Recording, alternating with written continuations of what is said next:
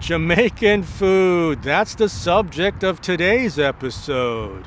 I'm at a shopping center, the strip center here in White Oak, Maryland, in Montgomery County, and I'm going to visit a place called Nice and Spicy Eatery and Ice Cream. Yeah, that's what it's called. On the storefront, you would think it's an ice cream shop. And in fact, I think they do sell ice cream, but that's not their main focus. So let's go get some Jamaican food.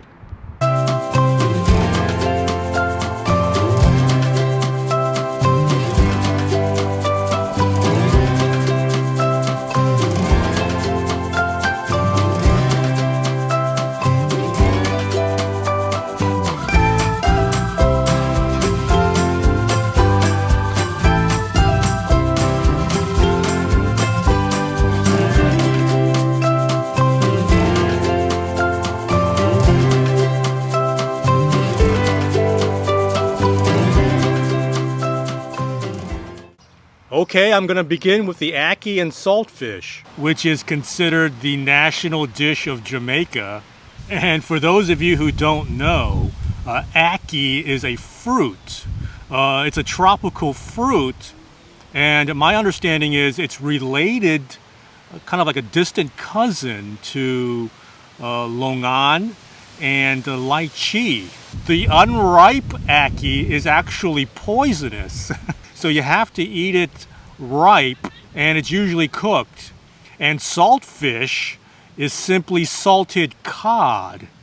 I can't think of another dish from some other country that combines fruit and fish. I'm trying to rack my brain, but I can't think of anything. So as I look at the dish, as I inspect it visually, it's quite yellow. In fact, you can barely make out the fish. The saltfish, has a very beigey, yellowish complexion to it, and the Ackee is yellow, and it looks like almost like eggs or corn. From a distance, you would say, "Wow, he has a plate of eggs and corn," or something like that. But it's fruit mixed with fish. Well, let me just start with the fish, and I'll get to the fruit afterwards. Whoa. Yeah, it has the flavor of salty fish, as you would expect, and it has the texture, too, of like preserved fish. So, yeah, I recognize the texture because I've had my share of preserved salty fish over the years from eating Chinese food, but yeah, that's pretty good. It's just salted, preserved fish. And I ordered this with white rice. So my next bite, I'll get some white rice, I guess. And let me just try the Ackee.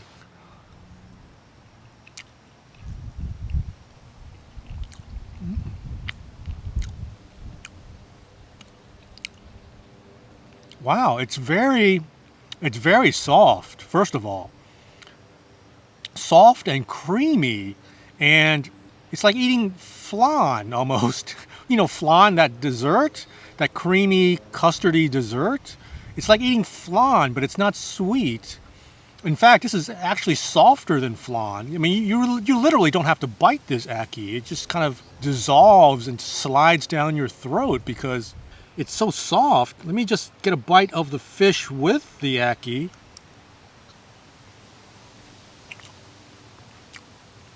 Wow. The preserved flesh of that saltfish is kind of firm, and it contrasts with that kind of custardy softness of the Ackee. And I'm trying to get the flavor of the Ackee. The Ackee is mostly almost neutral tasting and kind of salty. If someone didn't tell me, I wouldn't even know that I'm eating fruit. Okay, my order of Ackee and saltfish comes with one side, and I got the plantains. Let me try that.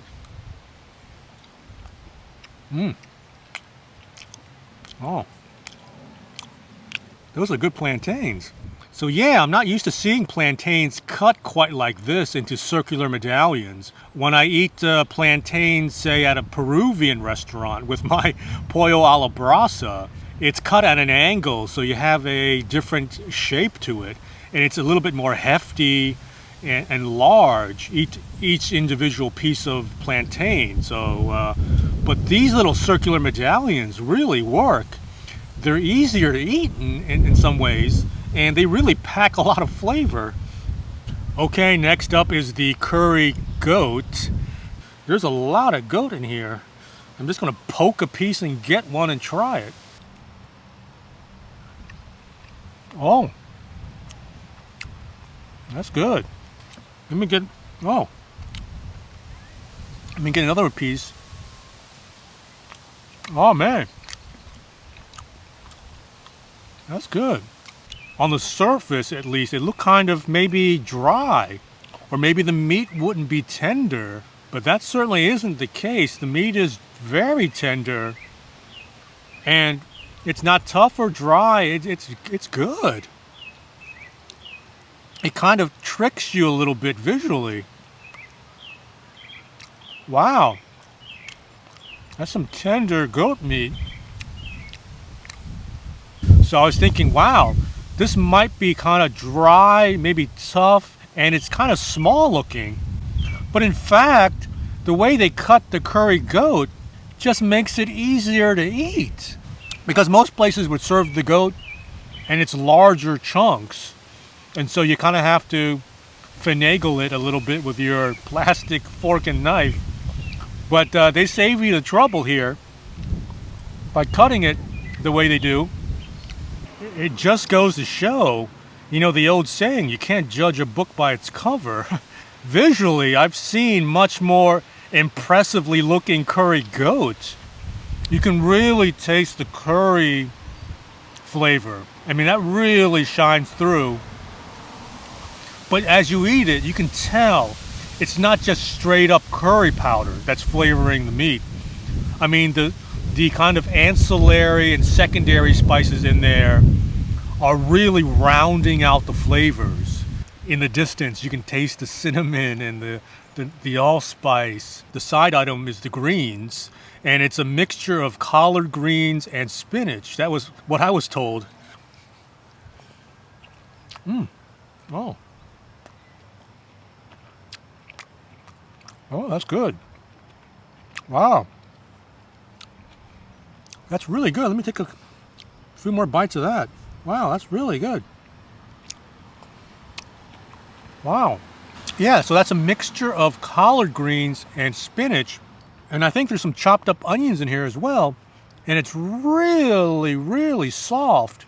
I would say even lush. There's a hint, maybe just a faint hint of brininess. Maybe a faint hint of vinegar, but it's very faint. I mean, it's not strong at all. It's not overly salty either. It's just very natural tasting. Yeah, and as I was eating it, I pulled out this sprig of herbs. I think it's thyme. And yeah, I'm tasting that too. It's contributing to the overall flavor profile of this collection of greens. But it's a really ingenious move. Wow, yeah. Yeah, there's definitely thyme in there. I'm calling it ingenious, but maybe it's a common practice. I don't know, but I like it a lot. All right, my last box has oxtails in it. This is another cherished and beloved dish. And I don't know if I should pick it up with my hands or stab it with the fork. Well, let me try the fork first, because I'm going to invariably use my hands, I think. All right. Ooh, these are some big pieces. Ooh. Actually, I'm picking it up with the fork. I'm gonna have to use my hands, I think, to really negotiate this and get the flesh off the bone.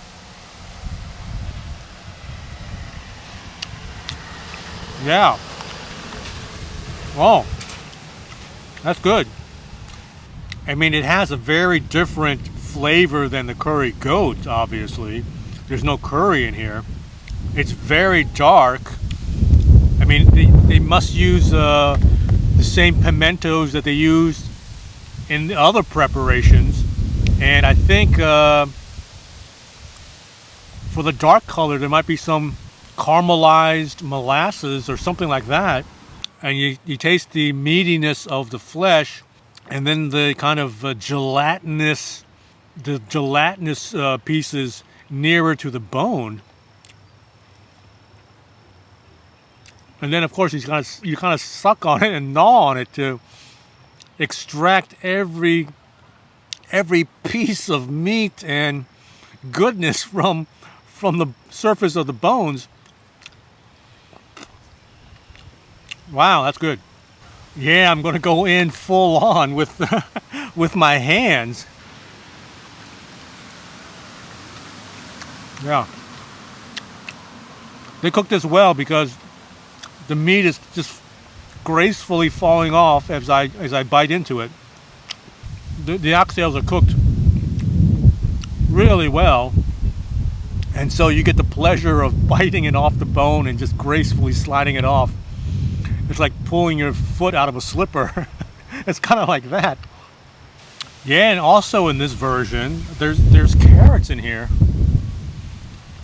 Oh. Wow, those are good carrots. Nice and soft.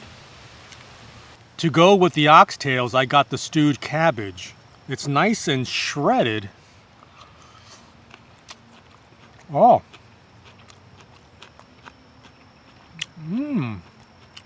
That's very good. And they're not cooked to death. So, I mean, it's not like it's overcooked. It's just tender and firm. And you got this great balance. There's some sort of like buttery oiliness about it too, which is really good. After having all of the sides from nice and spicy, they really do a good job with the sides. I mean, they don't overlook it and ignore it at the expense of your overall enjoyment of each of these entrees. They take care of the main event and the sides. So what's my verdict? Well, it is that nice and spicy is very, very good. They do Jamaican food very well. They do it justice. And I'm really glad that I got out to White Oak today in Montgomery County to try it. And I urge you, if you're in the DMV, if you're in Maryland or Montgomery County or in Prince George's County, anywhere near White Oak, I encourage you to try it out for yourself. It's very good. Well, until next time, until I catch you again on my next episode, please leave a comment if you have a thought about what I ate today. Please subscribe. I'll catch you on my next episode. Take care. Bye-bye.